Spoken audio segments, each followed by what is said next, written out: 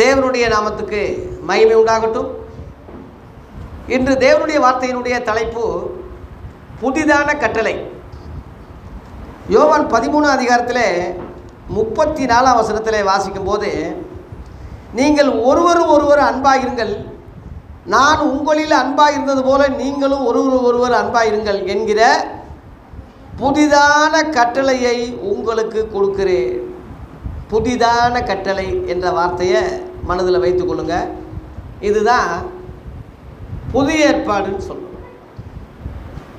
புதிய பிசைந்த மாவு என்று சொல்கிறாரு, புதிய கோடி துண்டு என்று சொல்கிறாரு, புது துருத்தின்னு சொல்கிறாரு, புது திராட்சரசம் என்று சொல்கிறாரு, புதிதாய் பிறந்த பிசைந்த மாவு என்று சொல்கிறாரு, புது உடன்படிக்கை என்று சொல்கிறாரு. இப்படி புதிய கற்பனைகள் என்று சொல்கிறாரு. பல காரியங்கள் இருக்கு. புதிதும் ஜீவனுமான ஒரு மார்க்கத்தை நமக்கு உண்டு பண்ணினார் என்று எபிரேயர் 10:19 போட்டிருக்கு. அப்போஸ்தலர்கள் சொல்கிறாங்க, புதிதும் ஜீவனமான ஒரு மார்க்கம். மார்க்கம்னா அதுக்கு பேர் வழின்னு அர்த்தம். இஸ்லாம் ஒரு இனிய மார்க்கம் என்று அவங்க மதக்காரங்க சொல்கிறாங்க. ஆதி அப்போஸ்தலர்கள் மார்க்க பேதங்கள் என்று, பேதங்கள்லாம் கருத்து வேறுபாடுகள், மதத்தை குறித்து கருத்து வேறுபாடுகள், இப்படி பல காரியம் இருந்திருக்கு.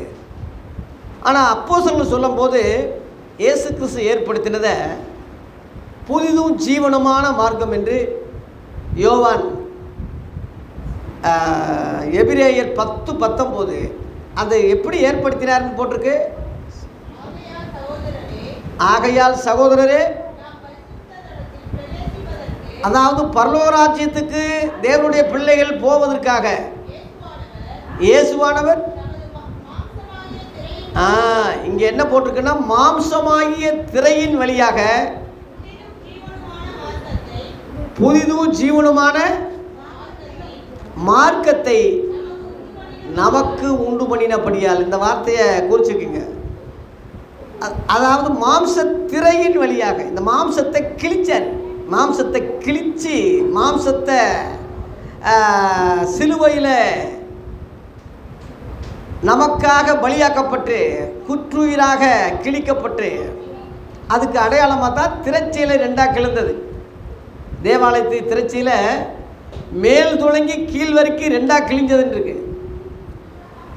பொதுவாக கீழே இருந்து தான் மேலே வரைக்கும் கிழியும். அப்படி கிழிஞ்சிருந்தால் மனுஷன் கிழிச்சிட்டான்னு சொல்லி அர்த்தம். மேலேருந்து கிழியும் போது தேவரே மேலேருந்து கிழிச்சிட்டாருன்னு அர்த்தம்.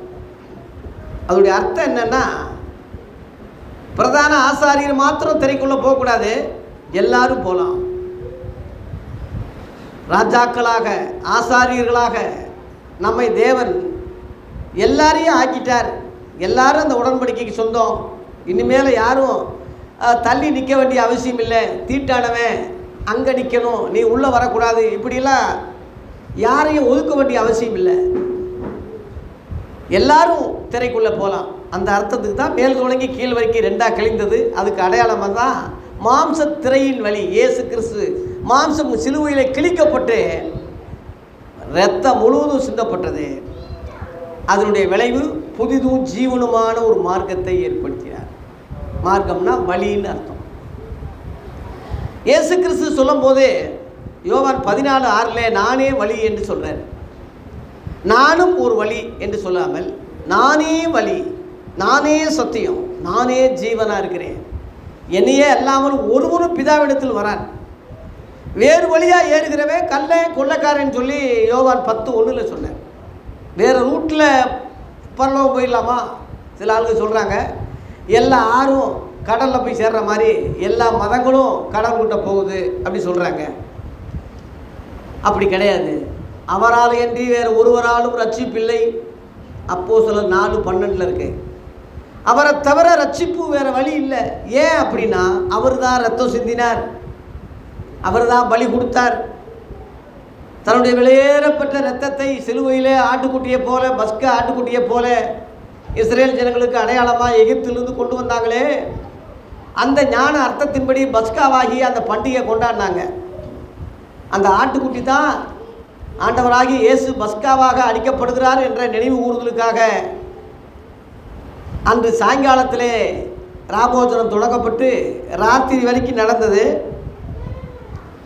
நீங்கள் யோவான் 13ஆம் அதிகாரம் 30ஆம் வசனம் பார்த்தீங்கன்னா, அவன் அந்த துணிக்கியை வாங்கின உடனே புறப்பட்டு போனான்.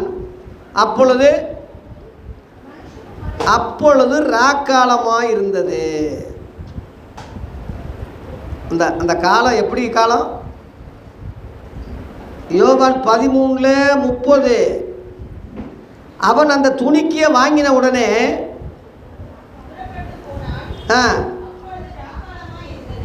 அதுதான் நம்ம ராபோஜனம் சொல்றோம். ராபோஜனம்னு நம்ம சொல்லலை. இந்த நிகழ்ச்சி ராபோஜனம் என்று அவங்களையும் தான் சொல்லியிருக்காங்க. அவங்க சொன்னதில் நம்ம எதையும் மாற்றலை. இன்னைக்கு உள்ளவே மாற்றிருக்கான். திருவிருந்துன்னு மாற்றிருக்கான், புது நன்மைன்னு மாற்றிருக்கான், நற்கரணேன்னு மாற்றிருக்கான். அதனால தான் அவங்க மேலே நம்ம கோவப்படுறோம். அதனால தான் நம்ம அவங்கள சில மாதிரி திட்ட வேண்டியதாக இருக்குது, வைய வேண்டியதாக இருக்குது. ஏன் இப்படி தொலைச்சிட்டிங்களே? ஒரு எழுத்தாகிலும் கூட்டாதீங்க, குறைக்காதீங்க, மாற்றாதீங்கன்னு ஒரு உறுப்பாகிலும் ஒன்றும் கூட்டக்கூடாது, குறையக்கூடாதுன்னு சொல்லி தேவனே எச்சரிப்பு கொடுத்து தண்டனையாக வரும்னு சொல்லியிருந்தா இவ்வளோ பெரிய வார்த்தையே இப்படி எடுத்துட்டாங்களே, ராபோஜனம் என்ற வார்த்தையே எடுத்துட்டாங்களே. யோவான் 21:20 படிங்க. யோவான்ல 21:20.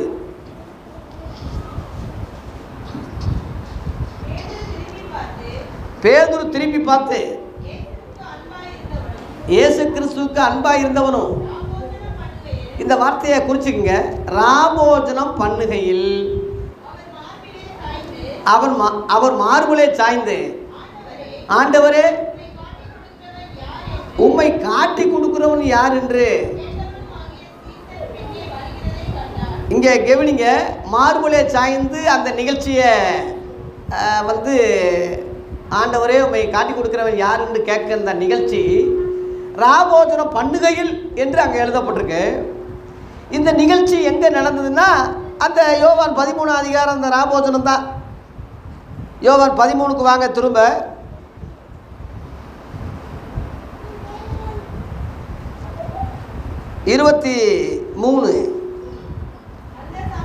அந்த சமயத்தில் அவருடைய சீசரில் இயேசுவுக்கு அன்பாக இருந்தவனாக இருந்த ஒருவன் இயேசுவின் மார்பிலே சாய்ந்து கொண்டிருந்தான். இதுதான் இந்த நிகழ்ச்சியை தான் ராபோஜனம் என்று அங்கே சொல்லப்பட்டிருக்கு. இங்கே சொல்லாததை அங்கே சொல்லியிருக்கு. அது ராக்காலமாக இருந்ததுன்னு 30ஆம் வசனத்தில் கீழே போட்டிருக்கு.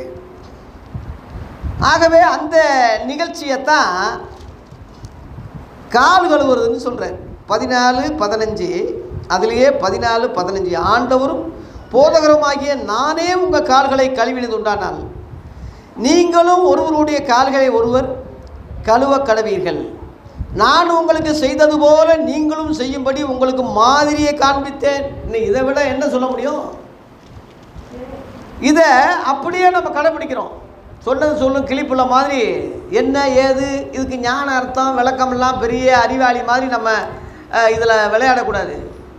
சில ஆளுக இதை சொன்னீங்கன்னா பெரிய அறிவாளி மாதிரி. அது வேறு அர்த்தம். அது இந்த அர்த்தம், அது ஞான அர்த்தம்.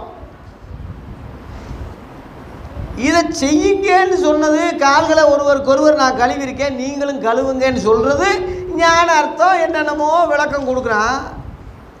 அப்போ கழுதையை பிடிச்சிக்கிட்டு சுற்றுறீங்களே, அது எப்படி? அது என்ன அர்த்தம்? புனித வெள்ளின்னு சொல்கிறீங்களே, அது எதை வச்சு சொல்கிறீங்க? ஈஸ்டர்ன்னு சொல்கிறீங்களே, அது எதை வச்சு சொல்கிறீங்க? சாம்பார் புதன்கிழமைன்னு சொல்கிறீங்களே, எதை வச்சு சொல்கிறீங்க? 7 வார்த்தைன்னு சொல்கிறீங்களே, எதெல்லாம் வச்சு சொல்கிறீங்க? 1 2 3ன்னு அதில் போட்டிருக்கா? அப்படியே சொன்னாலும் 8 வார்த்தை வருது. அதை குறித்து வீடியோ போட்டிருக்கேன். எவனாவது பதில் சொன்னானா? இப்படி கெடுத்து முழுசும் வேதத்தில் இல்லாததெல்லாம் புகுத்தி அவர் சொன்னதை செய்யாமல் போகிறீங்களே, அது என்ன? இதானா இயேசு கொடுக்குற மரியாதை? அவரை நேசிக்கிறதுக்கு அர்த்தம் இதானா? ஒருவருக்கொருவர் நான் உங்கள் அன்பாக இருந்தது போல நீங்களும் அன்பாக இருங்கன்னு சொன்னாரே, இதானா லட்சணம்? எப்படி அன்பு கூர்ந்தார்? எல்லாருடைய கால்களை கழுவினார். அதில் யோவான் 13ஆம் அதிகாரத்தில் பார்த்தீங்கன்னா, பஸ்கா பண்டிகைக்கு முன்னே இயேசு இந்த உலகத்தை விட்டு பிதாவினிடத்திற்கு போகும்படியான தம்முடைய வேலை வந்ததென்று அறிந்து தாம் உலகத்தில் இருக்கிற தம்முடையவர்களிடத்திலே அன்பு வைத்தபடியே முடிவு பரியந்தமும் அவர்களிடத்தில் அன்பு வைத்தார்.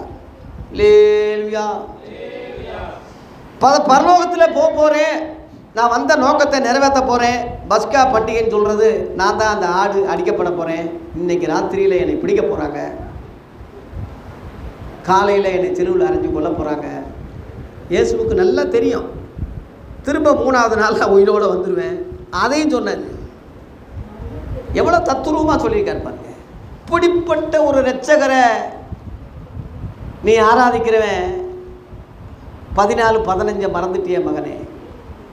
நான் செய்தது போல நீங்களும் செய்யுங்கன்னு சொன்னதை மறந்துட்டு சம்பந்தமில்லாத அவர் சொல்லாதெல்லாம் நீ பக்தி பரவசத்தில் நீ செஞ்சுக்கிட்டு இருக்கிறீன்னா அது என்ன நியாயம்? அது என்ன தர்மம்? அவர் சொன்னதை செய். ராபோஜனம் என்ற வார்த்தையை பயன்படுத்துங்க. ஒரு பெரிய பெந்தேகோஸ்து தலைவர் ஒருவர் கேட்குற கேள்விக்கு பதில் சொல்லிக்கிட்டு இருக்காரு. நாங்கள் தான் கரெக்டாக பேசுவோம், நாங்கள் தான் பெந்தேகோஸ்து எழுப்புதல் உண்டாக்குறவங்க அப்படின்னு சொல்லிக்கிட்டே திருவிருந்துன்னு சொல்கிறார். அவர் வாயில் அந்த பேட்டியை பார்த்தேன், திருவிருந்துன்னு சொல்கிறாரு. எவன்டா சொல்லி கொடுத்தா? நீ பெந்தேகோஸ்துன்னு சொல்கிற பெரிய இது. நான் இன்றைக்கி கேட்குறேன், நீங்களும் கேளுங்க, மற்றவங்களும் கேளுங்க. பெந்தேகோஸ்து சபைன்னு எங்கேயாவது இருக்கா சொல்லுங்கள். இப்போ இன்னையிலேருந்து 1-2ன்னு எண்ணிக்கிட்டு இருக்கான் பெந்தேகோஸ்து நாள் வரப்போகுதுன்னு. பெந்தேகோஸ்து சபைன்னு எங்கேயாவது இருக்கா சொல்லுங்கள். நான் ஏற்றுக்கிறேன். பெந்தேகோஸ்து ஊழியம்னு எங்கேயாவது இருக்கா? பெந்தேகோஸ்து சபைன்னு இருக்கா? பெந்தேகோஸ்து உபதேசம் இருக்கா? பெந்தேகோஸ்து அனுபவங்கள் எங்கேயாவது இருக்கா? பெந்தேகோஸ்து வந்து ஒரு நாள், அது ஒரு பண்டிகை நாள். பண்டிகை கிறிஸ்தவனா பண்ணியே? அப்போ நீ பண்டிகை கொண்டாடுறவனா? பரிசுத்த ஆவியான விட்டுட்டு பெந்தேகோஸ்து நாளுக்கு நீ ஏன் முக்கியத்துவம் கொடுக்குற? அன்றைக்கி ஆவியானவர் இறங்கினார் அந்த நாள் முக்கியமானதுன்னா மத்தேயு அப்போஸ்தலர் 10:44 இறங்கினாரே, அது எந்த நாள்? வசனத்தை கேட்டவர்கள் எல்லார் மேலும் இறங்கினாருன்னு இருக்குல்ல, அது எந்த நாள்? கண்டுபிடிக்க. அந்த நாளை கண்டுபிடிச்சி அதுக்கு ஒரு பண்டிகை கொண்டாடுங்க, அதுக்கு ஒரு சபையை ஏற்படுத்துங்களா. அப்போஸ்தலர் 19ஆம் அதிகாரத்தில் பரிசுத்த ஆவியானவர் வந்தார், அந்நிய பாஷை பேசுகிறேன், அதுக்கு ஒரு நாளை கண்டுபிடிங்க. அது என்ன நாளுன்னு இதுதானே நம்ம வேலை, இதான நம்ம தொழில். நாளுக்காக மனுஷனுக்காக நாளா? இப்போ 7ஆம் நாள் கொண்டாடுறவனுக்கு உனக்கு என்னடா வித்தியாசம் இருக்குது? அதுக்கு தானே உன்னை நான் திட்ட வேண்டியது இருக்குது. இதை விட கடுமையாக நான் சொல்ல முடியும். நான் கிறிஸ்தவனாக இருப்பதுனால அடைய புடேன்னு இதோட நம்ம மரியாதையோடு நான் நின்றுக்கிறேன். அடைய புடேன்னு சொல்கிறது மரியாதை குறைச்சலான வார்த்தை இல்லை. அப்படின்னா இயேசுவை தவிர, தேவனை தவிர, பரிசுத்தாவியானவர் தவிர எல்லாரையும் அவன் வேண்டு தான் சொல்லியிருக்கு. ஆதியாகமத்தில் வெளிப்படுத்தின விஷயம் பாரு. அவங்க சொன்னது தப்புன்னா நான் சொன்னது தப்புனா இருக்கட்டும். ஆகவே தேவ பிள்ளைகளே, வேதனையில் சொல்கிறேன், எல்லாம் மாற்றி பெந்தேகோஸ்து முதற்கொண்டு எவனையும் நம்பாதீங்கன்னு சொல்கிறேன்.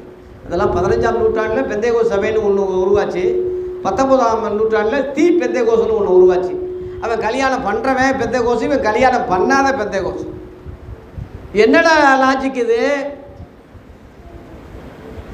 வேதத்தில் உள்ளதை குறைக்காதீங்க, கூட்டாதீங்க. ஒரு உறுப்பாயிலும் மறையாதுன்னு சொன்னார். ஒரு சின்ன ஒரு கமா கூட புள்ளி கூட மாற்றாதீங்க. நீதிமொழிகள் 30:6 படிங்க. நீதிமொழிகள் 30:6. நீதிமொழிகள் 30:6 அவருடைய வசனங்களில் ஒன்றையும் கூட்டாதே,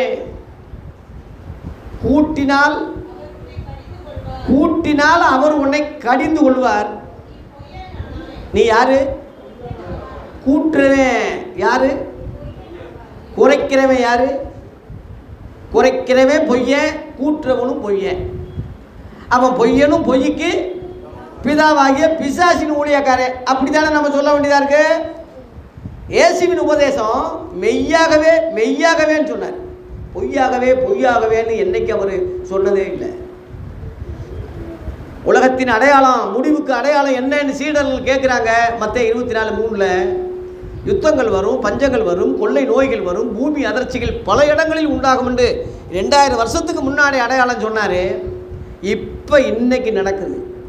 இப்போ வெளிநாட்டில் நீங்கள் கேள்விப்பட்டிருப்பீங்கள, ஜப்பானில் பூகம்பம், அப்புறம் என்ன நாடு, 2-3 நாடுகளில் இப்போ பூமி அதிர்ச்சி ஆகி எல்லா கட்டடங்கள்லாம் இழிஞ்சு விழுந்துக்கிட்டு இருக்கு.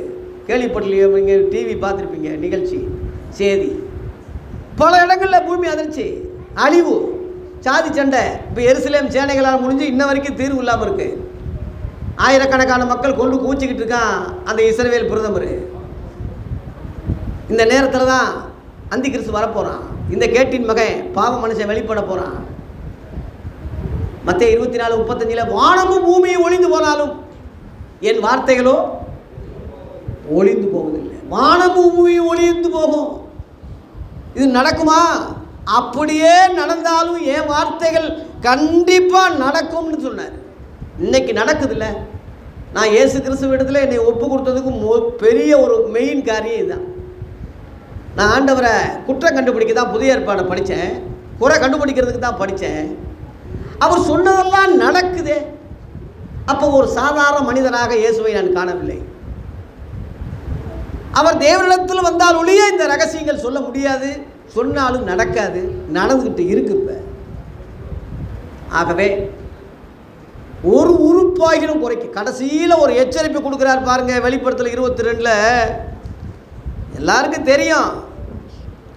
தூங்குற மாதிரி நடிக்கிறவனை எழுப்ப முடியாது, நிஜமாக தூங்குறவனை எழுப்பிடலாம். இந்த வசனம் நான் சொல்கிறேனே தெரியாமையா இருக்கு. இப்போ நான் சொல்கிறது அதான் தெரியுமில்லன்னு சொல்கிறானே. அப்போ ஏன்டா நாயை செய்யாமல் இருக்க? ஏன் கூட்டி குறைக்கிற? வெளிப்படுத்தல் 22 18-19 படிங்க. இந்த புஸ்தகத்தில் உள்ள தீர்க்க தரிசன வசனங்களை கேட்கிற யாவருக்கும், அதாவது விசுவாசிகளுக்கும், போதகருக்கும், உலக மக்களுக்கும், பிசப்பு, பெரிய பெரிய நீ ரெவரண்ட் சொல்ற எல்லாருக்கும் தான் சாட்சியாக நான் சொல்லி எச்சரிக்கிறதாவது, ஒருவன் இவைகளோட எதையாயிலும், அதாவது உன் சொந்த கற்பனையில், உன் ஸ்தாபன உபதேசத்தில், உன்னுடைய பைபிள் காலேஜில், உன் சொந்த ஐடியாவில் எதையாவிலும் கூட்டினா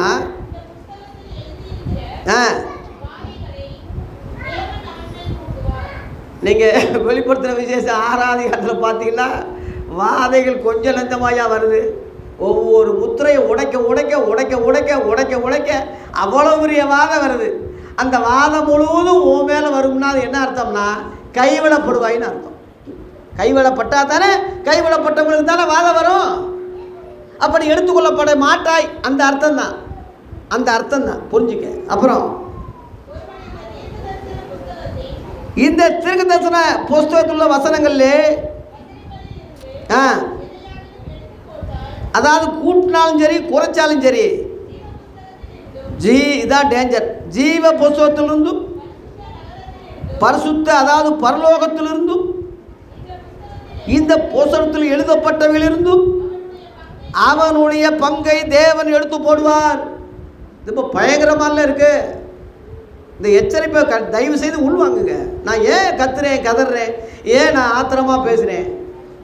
அவர் வார்த்தை பொய் இல்லை, உண்மை. பரலோகத்துக்கே நம்ம போக முடியாது. ஜீவ புஸ்தகத்தில் பேரெழுதப்படாத எவனும் அவன் அக்னி கடலில் தள்ளப்பட்டான்னு சொல்லி வெளிப்படுத்தல் 20:15 சொன்னது பொய்யா?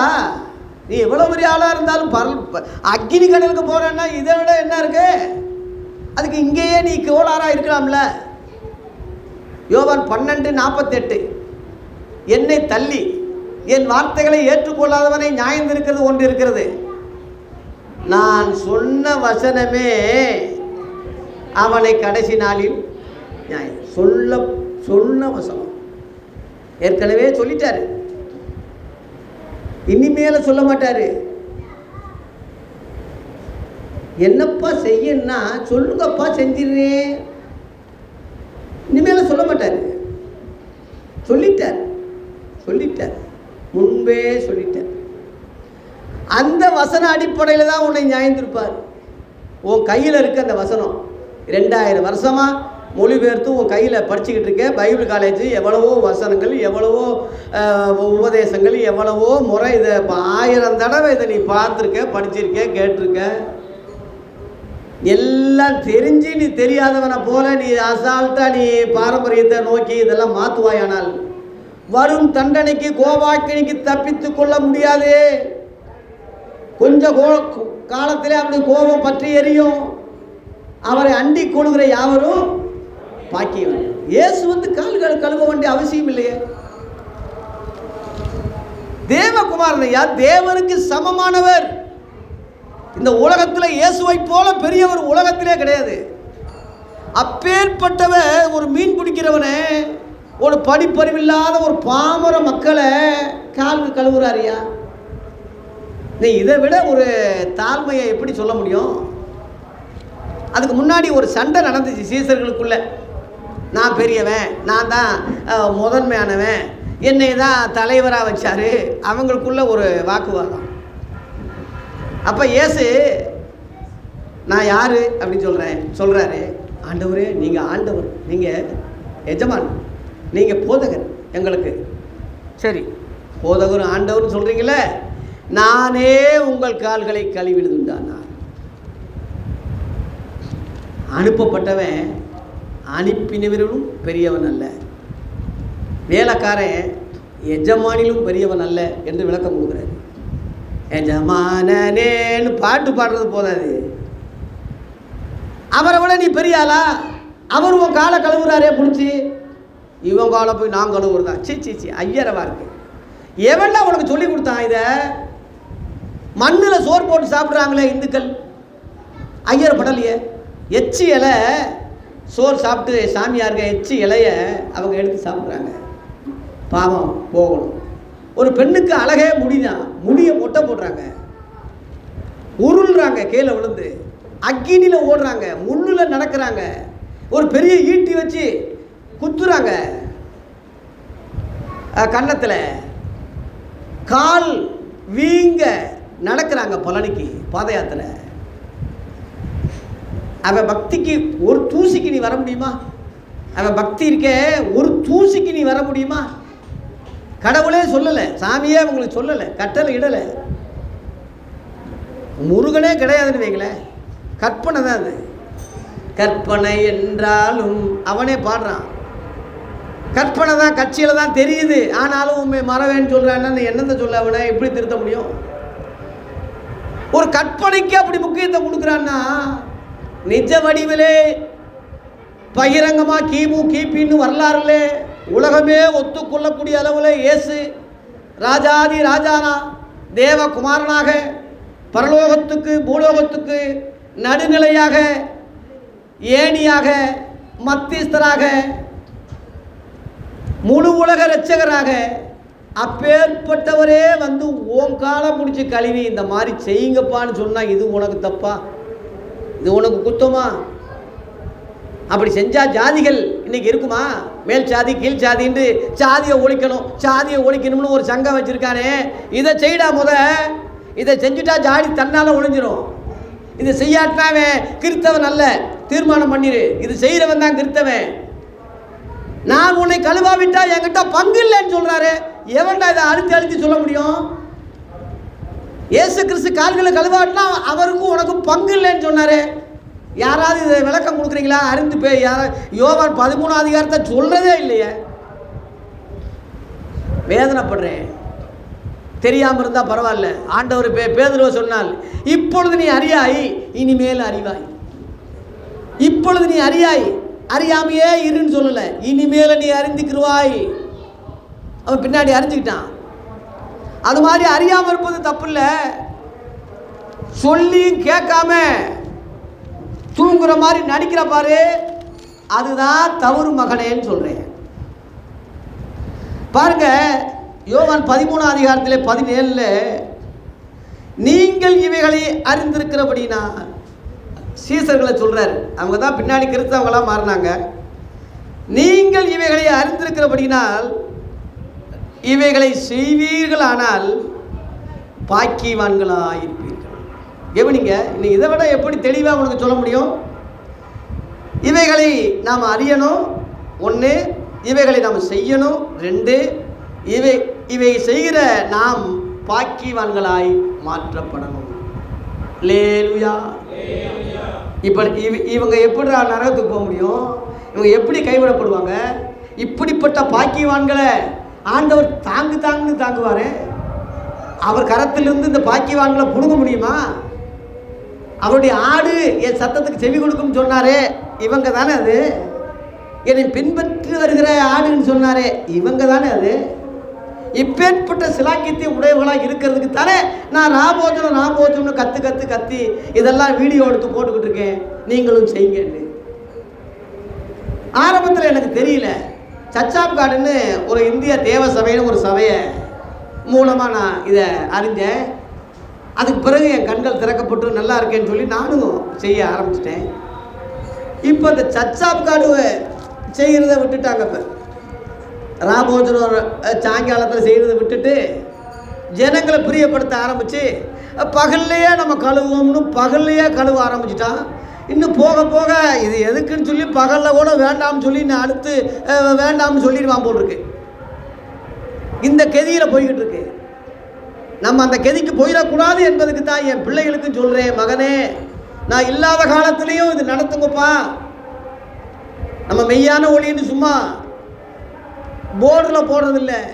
பொய்யான ஒளியாக மாறக்கூடாது. என்றைக்குமே சத்தியம் மெய்யான ஒளியாக இருக்கணும். இந்த சத்தியமூர்த்தி நகரத்தில் என்றைக்குமே சத்தியம் விளங்கணும்.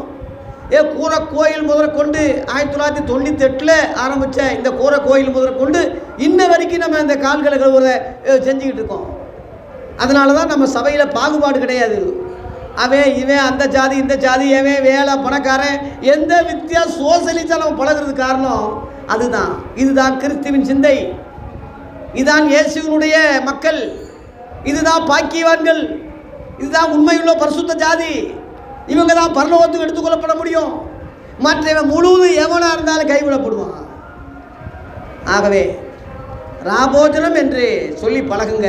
திருவிருந்து என்ற வார்த்தை, நற்கரணை வார்த்தை, அப்புறம் என்னது அப்பம், புது நன்மை என்ற வார்த்தை எங்கிட்டா கண்டுபிடிச்சிருக்கீங்க? இதெல்லாம் தூக்கி எறிஞ்சிட்டு வேதத்தில் உள்ளதை நீங்கள் இது பண்ணுங்க. இப்படி செய்யாமல் நீங்கள் ராபோஜனம் பண்ணுறது அல்லன்னு அதுவும் பவுல் சொல்லியிருக்கான். அது சொல்லி முடிக்கிறேன். 1 கொரிந்தியர் 11:21. 1 கொரிந்தியர் 11:21. அதாவது முறையில்லாமல் செய்வது கர்த்தருடைய ராபோஜனம் பண்ணுதல் அல்லவே. அதாவது முறையில்லாமல் நீ செய்தா, தாறுமாறா நீ செய்தா, உன் இஷ்டத்துக்கு நீ செய்தா, சரியில்லாமல் சாவன புத்தியில் நீ செய்தா, இப்படி செய்தால் கர்த்தருடைய ராபோஜனம் பண்ணுதல் அல்ல. அதில் கீழே 23 வசனம் படிங்க. அதிலே கீழே 23. நான் உங்களுக்கு என்ன சொல்கிறேனோ ஒப்பு கொடுக்குறேனோ அதை எங்கள் சாவனத்திலிருந்து பெற்றுக்கொண்டேன்னு சொல்லலை.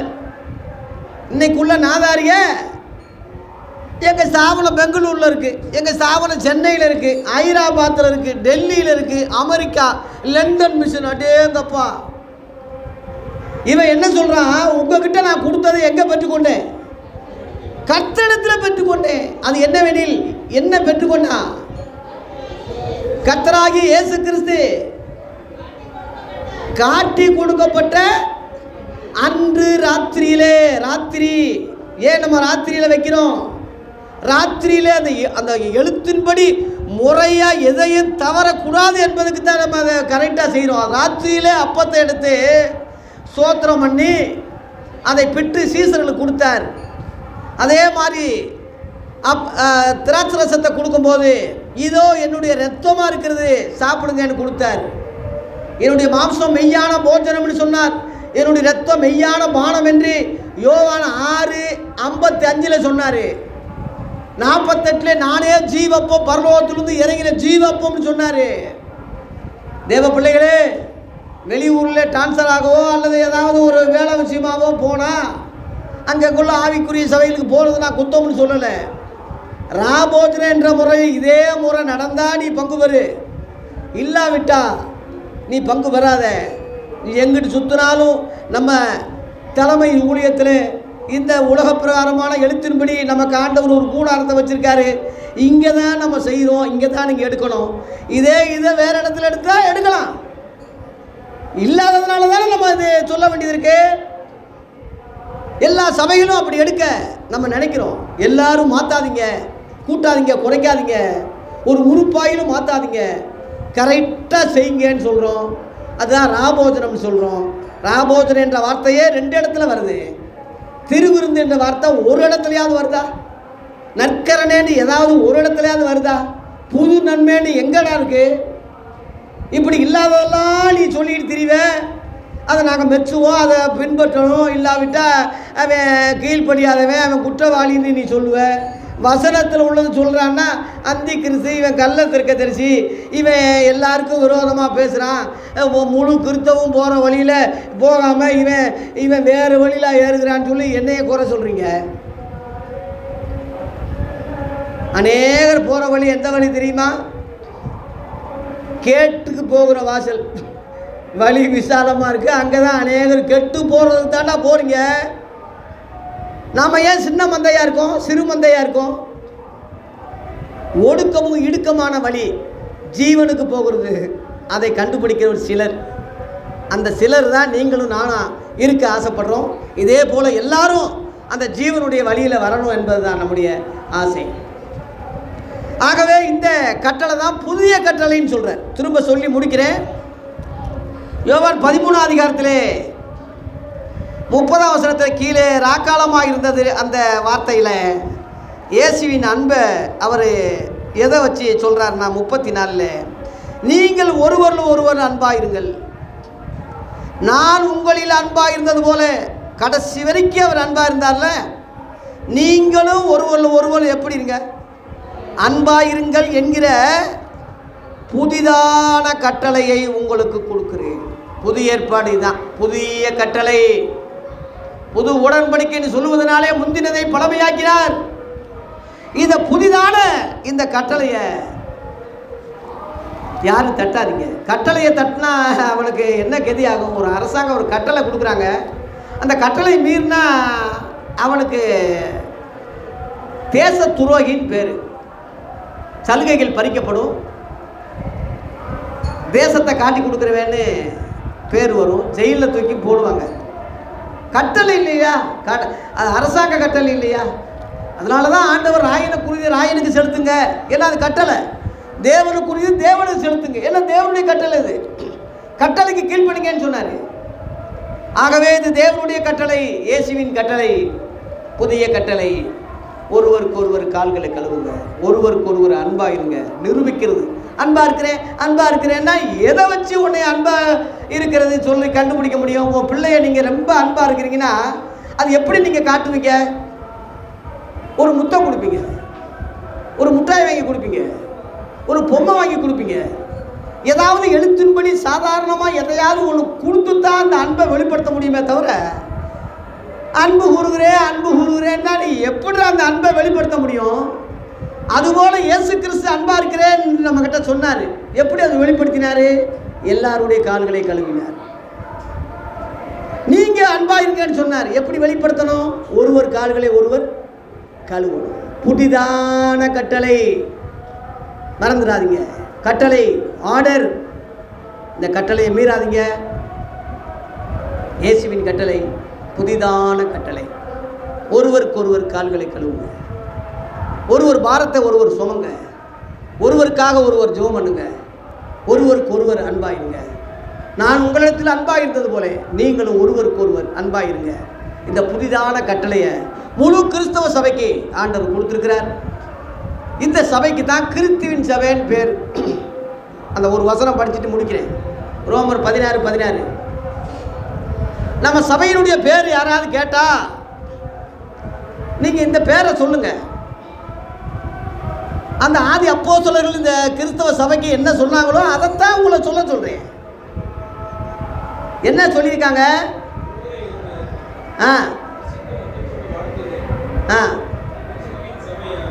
கிறிஸ்துவின் சபையார் உங்களை வாழ்த்துகிறார்கள். ரோமர் 16:16 மறந்துடாதீங்க. என்ன சபை? கிறிஸ்துவின் சபை. பெந்தேகோ சபைன்னு எங்கேயாவது காட்ட சொல்லுங்க. சிஎஸ்எஸ் சபை எங்கேயாவது காட்ட சொல்லுங்க. செவன்த் டே சபை எங்கேயாவது காட்ட சொல்லுங்க. பிரதர் சபை எங்கேயாவது காட்ட சொல்லுங்க. டிஎல்சி சபை எங்கேயாவது காட்ட சொல்லுங்க. இன்னைக்குள்ள ஸ்தாபனங்கள் முழுவதும் சொல்லி சபைன்னு சொல்றானே, எங்க இருக்குது? அதனால நம்ம எந்த ஸ்தாபனத்தையும் சார்ந்து எதையும் தூக்கு பிடிச்சி எதையும் குறைச்சி எதையும் கூட்டி அப்படி ஆள் இல்லை. எல்லாரையும் மொத்தமாக தான் சொல்கிறோம். எல்லா சபைகளும் ஸ்தாபனங்களும் மனித கற்பனைகள், உபதேசங்கள். இந்த கிறிஸ்துவின் சபை தான் பாதாளத்தின் வாசலை மேற்கொள்ளாது. இந்த கல்லின் மேல் என் சபையை கட்டுவேன், பாதாளத்தின் வாசலை இதை மேற்கொள்ளாது. ஏன் அப்படி மேற்கொள்ளாதுன்னா, அந்த சபை பரலோகத்தில் இருக்கு தெரியுமா? எபிரேயர் 12:23 போட்டிருக்கு. அதை படிக்க நான் முடிக்கிறேன். எபிரேயர் 12:23 பரலோகத்தில் இருக்குயா அந்த சபை, பரலோகத்தில் இருக்கு. பரலோகத்திலே பேர் எழுதியிருக்கிற முதல் பேரானவர்களின் சர்வ சங்கமாகிய சபையினிடத்து. சபை எங்க இருக்கு? பரலோகத்திலே சர்வ சங்கமா இருக்கு. அதான் தலைமையிடம் பரலோகம்னு சொல்றோம், தலைவர் இயேசுன்னு சொல்றோம். இந்த சபையை பாதாளத்தின் வாசம் மேற்கொள்ளுமா? இந்த சபை அழியுமா? சொல்லுங்க. இந்த சபையில் தான் உங்கள் முதல் பேரானவர் பேர் எழுதப்பட்டது போட்டிருக்கு. பேர் அங்கே எழுதியிருக்கிறாரு, இங்கே இல்லை. சும்மா நோட்டில் நான் இத்தனை பேர் என் சபை விசுவாசின்னு எழுதுறதுனால நீ எவனும் பரலோகம் போக முடியாது. உன் பேர் அங்கே எழுதியிருக்கு, இங்கே போட்டிருக்கு. அதனால தான் இயேசு லூக்கா 10:20 சொன்னார், பிசாசு ஓடுதுன்னு சந்தோஷப்படாதீங்க, உங்கள் நாமங்கள் பரலோகத்தில் எழுதுனதுக்காக சந்தோஷப்படுங்கள்னு சொன்னார். அல்லேலூயா. ஆகவே பரலோகத்திலே பேர் எழுதியிருக்கிற முதல் பிறனானவர்களாகிய நீங்கள் சர்வ சங்கத்தில் மெம்பராக இருக்கீங்க. அங்கே இயேசு தலைவராக இருக்காரு. அவருடைய ஆதி அப்போஸ்தலர்கள் நமக்கு வழிகாட்டிகளாக இருக்காங்க. அந்த நிருபங்கள் நமக்கு இப்போ போதனையாக இருக்கு. நமக்குன்னு ஒரு கொள்கை இல்லை, நமக்குன்னு ஒரு கோரிக்கை இல்லை. ஒவ்வொரு ஸ்தாபனத்துக்கும் ஒரு கொள்கை வைக்கிற மாதிரி நம்ம சபைக்கு எந்த கொள்கையும் கிடையாது, எந்த ஸ்தாபனம் பின்னணி இல்லை, எந்த மனுஷனும் தலைவர் இல்லை, எவனும் நமக்கு எஜமானும் கிடையாது. நமக்கு ஒரே தலைவர் இயேசு, தலைமையிடம் பரலோகம். அவரால் நியமிக்கப்பட்ட ஆதி அப்போஸ்தலர்கள் நமக்கு வழிகாட்டி. இந்த நிருபங்கள் தான் போதனை, இந்த சுவிசேஷம் தான் நமக்கு கெதி, வெளிப்படுத்தின விசேஷம் தான் நமக்கு வெளிப்பாடு. இதை தவிர ஒரு எழுத்தாயிலும் கூட்டவோ குறைக்கவோ முடியாது. இதுலேயும் நம்ம இன்னும் தேர்ச்சி பெறலை. 100க்கு 100 நம்ம தேர்ச்சி பெற்றோம்னு நம்ம சொல்ல வரல. அப்படின்னா நம்ம பரலோகத்தில் இருக்கணும், இங்கே இருக்கக்கூடாது. தேர்ச்சி வரல, ஒரு 80% நெருக்கிட்டோம், ஒரு 90 நெருக்கிட்டோம், 100க்கு 100 இன்னும் வரல. வருவோம். அல்லேலூயா. இதை உலகமெல்லாம் பறைசாற்றுவோம், எல்லா மக்களுக்கு சொல்லுவோம். கர்த்தர் தாமே நம்மை ஆசீர்வதிப்பாராக. புதிதான கட்டளை என்ற ராபோஜன ஆராதனையிலே கொடுத்த ஒருவர் கால்களை ஒருவர் கழுவுங்கள் சொல்கிற புதிதான கட்டளையை நான் நிறைவு செய்கிறேன். கிறிஸ்தவர்கள் யாவரும் இதை கலந்து பயன்படும்படி அன்போடு அழைக்கிறேன். கர்த்தர் உங்களை ஆசீர்வதிப்பாராக. நன்றி, வணக்கம்.